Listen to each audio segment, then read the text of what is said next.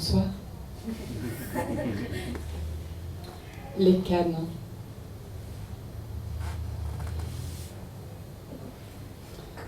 Quand on est petite, on rêve pas de devenir pute. On se fait des rêves en ballerine qui danse, en hôtesse de l'air dessus les nuages, en robe blanche qui se marie avec le charmant. Mais jamais on y rêve d'écarter les cuisses pour 100 balles devant le charmant. Jamais. Et moi, toute pute que je suis, j'étais pas différente. Je n'avais pas des rêves de bourgeoise, la mère m'aurait pas laissé faire. Mais je m'y voyais avec ma blanchisserie bien propre, ou ma boulangerie qui sent bon. Je me voyais en patronne d'un établissement respectable, avec des clientes en habit. Mais la vie, elle te laisse pas tous les choix. De ma blanchisserie, il me reste les draps sur lesquels je me rappelais les genoux. De ma boulangerie, j'y mets les miches en présentoir avant d'avaler la baguette du mari de la dame en habit. Foutu puzzle que cette vie. T'as beau avoir toutes les pièces, ton dessin ne ressemble jamais à celui de la boîte.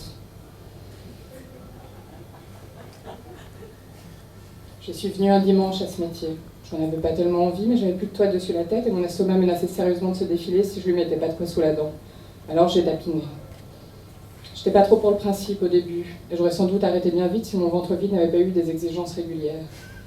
J'y voyais un statut provisoire qui finirait bien vite. Je souhaitais de mettre un peu d'argent de côté pour ma boulangerie, ma blanchisserie peut-être. Mais cette vie-là, quand il y a mis le cul, quand il y a mis le pied, tu peux plus en sortir le cul. Alors j'ai roulé des hanches sur les boulevards d'abord. Et ça n'a pas traîné avant que les ennuis s'invitent sur mon carré de bitume.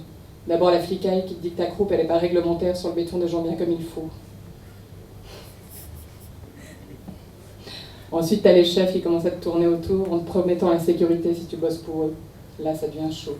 J'ai jamais voulu donner du mouvement pour un Mac. Personne n'a de titre de propriété sur mon cul. Ça m'a grillé sur la place. On m'a vite collé une étiquette de femme libérée. Ça, c'est pas bon. T'as beau vendre ta féminité, t'as pas le droit d'être une femme dans cet univers. Encore moins une femme libre. J'étais celle qui se soumet pas aux règles. Et dans ce milieu de fin du monde, ne pas se soumettre, c'est risquer sa peau. Alors j'ai tracé la route en me disant que si l'herbe est pas plus verte ailleurs, au moins elle est ailleurs. De cabine de routier en station-service, j'en ai vu du pays. Je me souvenais de la mère qui me donnait des pièces pour que j'aille acheter du pain à la boulangerie du quartier. Je me disais que le chemin qui y menait était juste un peu plus long que prévu. Mais qu'un jour, oui un jour, je l'aurais mon petit établissement qui sent bon. J'ai fait défiler ma vie et les paysages de longues années. J'ai fini par poser ma valise à un angle de rue, entre une boulangerie et une blanchisserie. J'y ai vu un signe. Les patrons laissaient faire, ça faisait partie du folklore du quartier, qu'ils disaient. Les autres filles m'ont laissé faire aussi. Elles ont vu tout de suite que j'allais pas leur voler la clientèle. Mon âge n'était plus vraiment réglementaire pour la fonction. J'avais mis un peu d'argent de côté et j'allais sur mes 56 ans. Des comme moi, il y en avait plein. Les jeunes nous surnommaient les cannes, rapport à nos jambes qui nous soutenaient à peine. Des vieilles putes qui n'avaient pas vu le temps passer, qui tenaient encore debout pour l'honneur, mais qui, les rares fois où elles s'allongeaient, se demandaient comment faire pour se relever. Les cannes. Elles me faisaient peine au cœur. C'est curieux. Les gens comme il faut, c'est quand ils sont jeunes qu'ils se posent des questions sur l'avenir. Mais pour nous, les putes, c'est quand on vieillit que l'avenir frappe à notre porte. C'est là qu'on se demande ce qu'on va faire, comment et pendant combien de temps. L'avenir nous rattrape et nous fait très mal. On passe sa vie à se dire que les projets, c'est pour les autres. Que si on survit à la journée en cours, c'est déjà bien, alors quand on se rend compte qu'on n'y échappera pas, à l'avenir, ça fait peur. Je pouvais le lire dans leurs yeux, une trouille que c'est pas humain. Le pire, c'était les regrets. Elles en avaient toutes. Moi, les regrets, c'était pas tellement dans mon caractère. Alors j'essayais de leur remonter le moral. J'avais instauré la pause syndicale à 15h. On se retrouvait dans la cour, derrière la boulangerie, et on parlait de nos vies. La pute utilise l'imparfait et ses nuances mieux que personne. Elle maîtrise le présent, mais se trompe au futur. J'ai donc commencé par ça, leur apprendre la conjugaison du futur, comme la mère m'avait appris. Et j'étais surprise de découvrir que tous les verbes en avaient un, de futur, même le verbe mourir, même le verbe vivre. Le patron, Pierrot, nous avait installé un petit salon derrière sa boulangerie. Il nous apportait des sirops de grenadine pour nous redonner du rose aux joues, comme il disait. Parfois les hommes sont étonnants. Pierrot l'était. Avec ses longs cheveux blancs et sa grande barbe, il ressemblait au Père Noël. Des michetonneuses qui se font servir de la grenadine par le Père Noël, c'était un beau moment. Les filles commençaient à se détendre. Elles riaient même parfois. Une pute qui rigole, c'est comme une étoile filante. Quand on voit une, il faut faire un vœu. De mon côté, je tapinais plus beaucoup.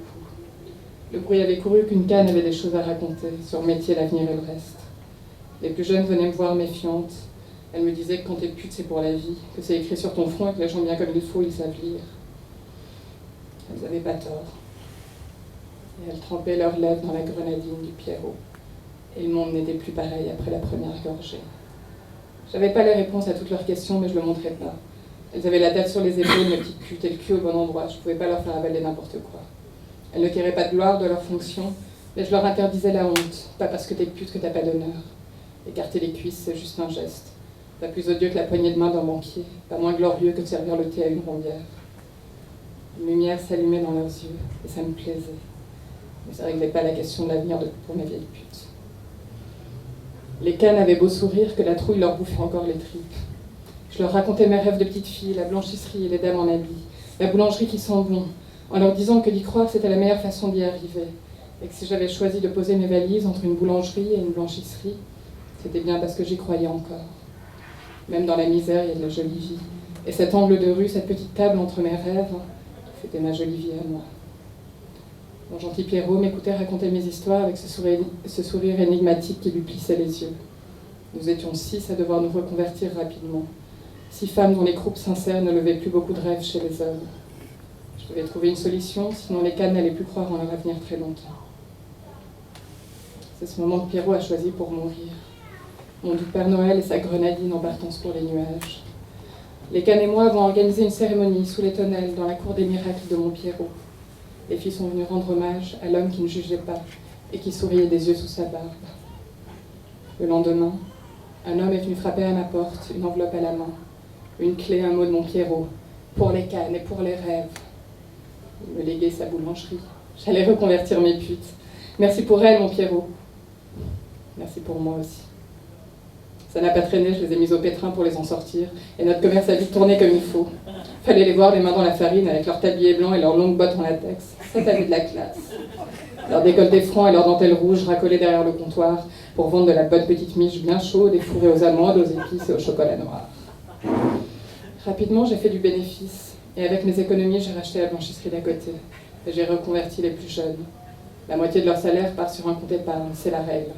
Je leur fais signer un contrat ferme de 3 ans non renouvelable, où leurs rêves sont notés sous la rubrique « Objectif à atteindre ». Pour mes 60 ans, les cannes m'ont offert une enseigne, chez Nicole et Pierrot, aux rêves qui sont bons.